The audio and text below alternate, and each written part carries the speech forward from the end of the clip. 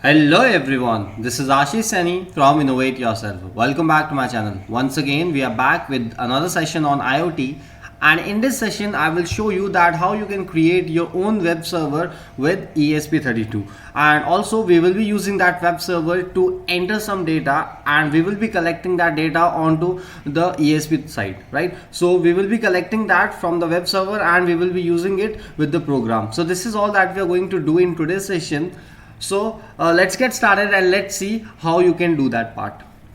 So before starting, let's see what are the components that will be used in this session, because here we don't have much work, or let's say we don't have the task to be done on the components. So that's why we don't have the much components, but still let me show you what are the components that we will be using in the today's session. Alright, so let's talk about the components that will be used in the today's session. So firstly, we will be using the ESP32 module, in which we already have the built-in Wi-Fi and the Bluetooth. So we will be using this. Also, you need a USB cable to connect your ESP32 to your system so that you can transfer the code into the ESP32, right? So this is all about the components. Let's move ahead now.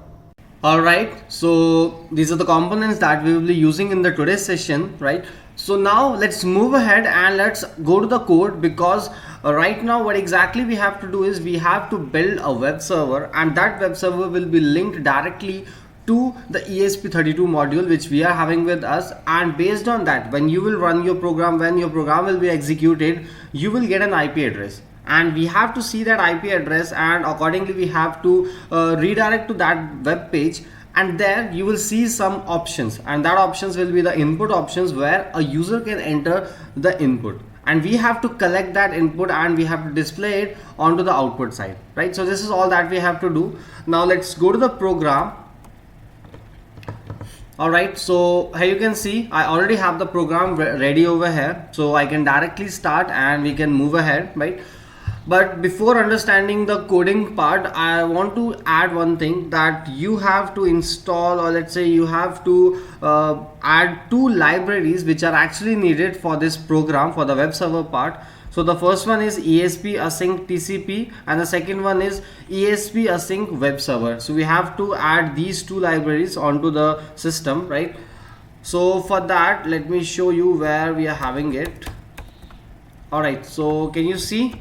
These are the two libraries which we need over here, right? The first one is this and the second one is this. We need these two, and don't worry if you don't have these with you, then it's okay. I will leave a link in the description so that you can accordingly download it and you can add it to the Arduino directory where you actually have your all the libraries, right? Because these are the libraries which you may not get onto the sketch part, right? So that's why don't worry, I will leave a link in the description. Just check from there and just add it to the Arduino libraries, right?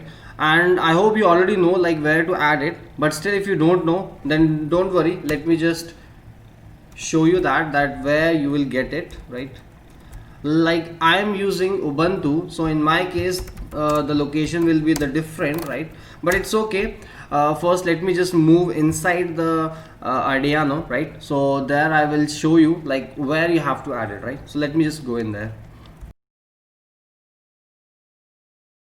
Okay, so can you see this? Like in my case right now what I'm doing is I'm inside the Arduino directory. So similarly you have to go in your project as well, whether you're using Windows, whether you're using MacBook, no issues. You have to go in there, and inside that you will find one directory with the name libraries. So I have to go inside, so let's say cd libraries.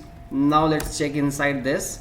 So in here you have to just add those two libraries, right? So this is one way of doing it if you want to do it manually, but we are having second step also. We are having another way of doing it, in which you just have to do the same thing from here. But just for the information part, I have just told you, I have just shown you that where you have to add it part, right? So here you can see I have this part here. Similarly I have this part here. These are the two libraries which I have just shown you that you have to add in to your libraries part, right? So this is how you have to add it. So this is the first way. So let me show you the second way also, and the second way is far easier than this, right?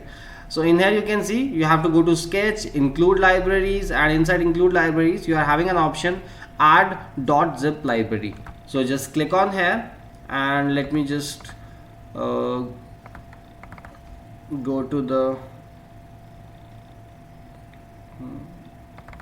home, Ashish, and downloads. So here you will see like this is the one, right? So when you will double click on it, it will just add it into your libraries. Like in my case, it is saying a library named this master already exists. So it's because it is already there, it's already present into the libraries, so that's why it is not adding it again and it is showing me this. But in your case, if you don't have it, it will show you the message here that the zip file added to the libraries, right? So this is how you're going to get the message, right? So once you're done with this adding of the libraries, now we can move ahead and we can directly go to the program, right? So based on that, firstly what you have to do is you just have to include the libraries, include the header files which we have to use into the program, right? So this is what exactly we have to do, and after that just use this async web server space server. So it's like I'm creating a server, I'm just creating a server object based on which I will be just connecting to the server and I will be creating a web server for that, right? So this is what I'm doing, right? And after that just mention the SSID and password for it, and similarly I'm adding the parameters for it. So it's optional, if you want to add it like this then you can add it, otherwise you can directly use the values as well, right? So to make it more clear, I have just added them separately by creating a constant variable, right? So this is what I have done, and after that you have to create another variable, and this time that another variable is like constant index HTML. It's like you are creating a HTML file, right? And inside HTML, whatever program you should add, whatever HTML tags that you will add to create a web page, that will be added inside this, right? So this is what I'm doing, and you can see in here R within quotations. So this is a complete quotation up to this, right? And inside this you have to start with raw literal, and inside the bracket you have to write your complete program, you have to write your complete HTML web page, so that this can be displayed onto the IP address which we will get once we will run the server, right? So this is all that we will be doing. So in this HTML page, what exactly I have done is I have just created this HTML tags and head tags. Inside this I've just mentioned the title for it, and accordingly I'm just mentioning that this is meta name, viewport, content will be like width, device width, and whatever it is I've just mentioned them. And accordingly from here, this is the main thing which you will see on the front end part, right? So heading will be innovate yourself, and their HTML form ESP32, and accordingly these are the two input tags, these are the two input fields where the user will enter the message, right? So the first one is for the Wi-Fi, like enter the Wi-Fi name. Similarly password, you have to enter the password for this, and after that you will be having this input type submit, means you will be having a button for it. So when you will click on this, these two information we have to read, and that will be displayed to you onto the serial monitor, right? So right now we will be displaying those values which we will read from the web server, and we will be displaying it onto the serial monitor over here, right? So this is here we are going to do it, right?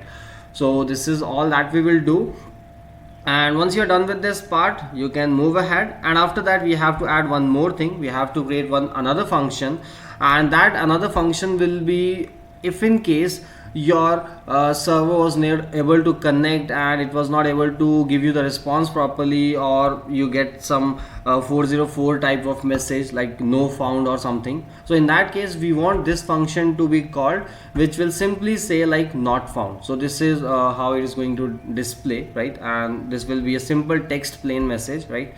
And after that go inside the void setup, and in here just begin with the baud rate 115.200, and after that just run it inside this STA mode, which is like Wi-Fi STA station mode actually, right?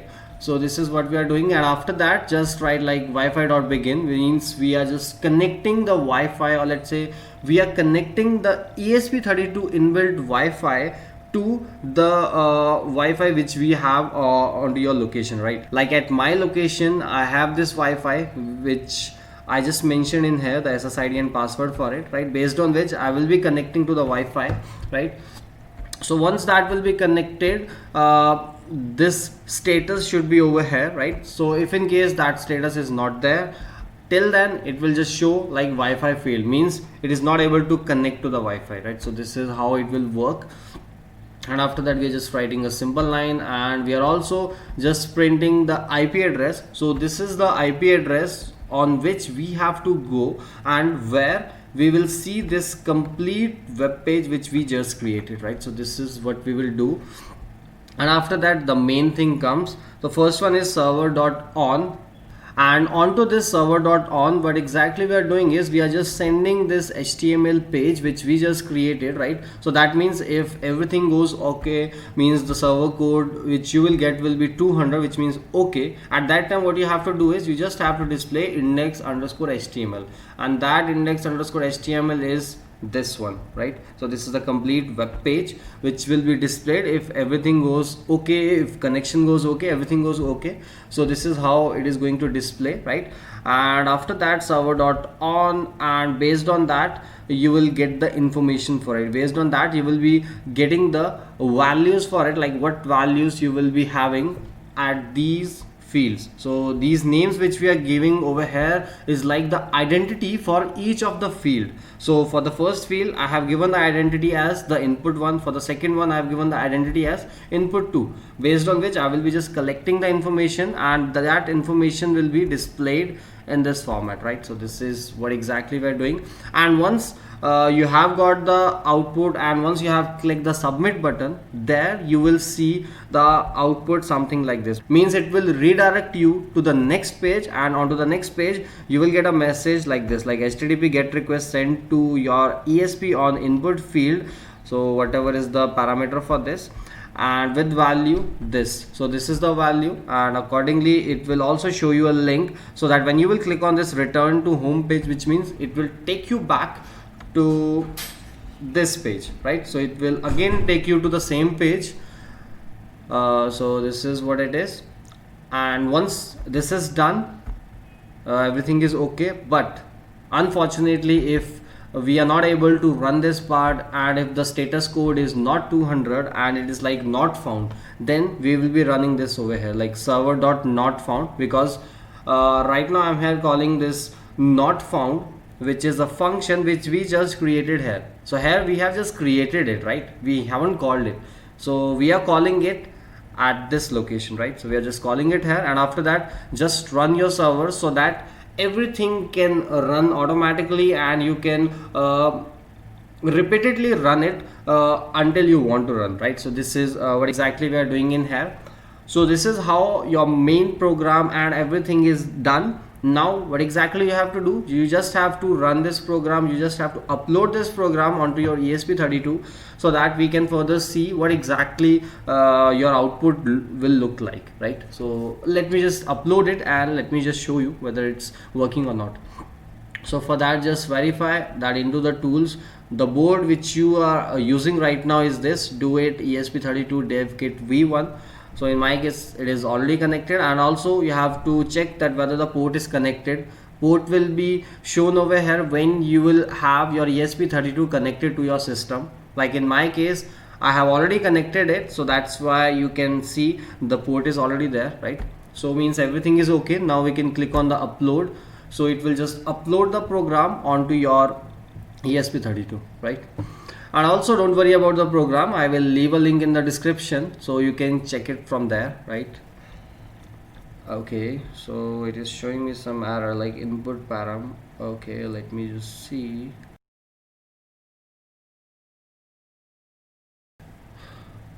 I got one error, and that is just because I forgot to initialize them over here, right. So let me just initialize them, and that will be a string type. So just mention the name over here, right? Just copy this. Alright, now upload it again.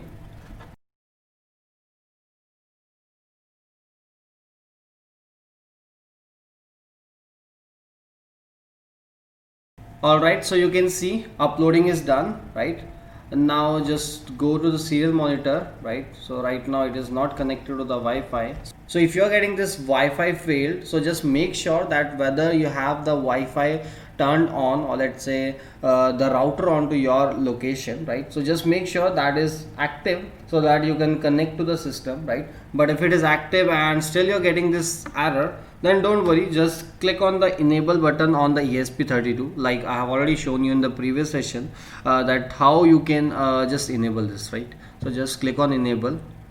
Alright, can you see, like in my case it was already on, but still it was not showing, so it's okay. And now you can see the IP address.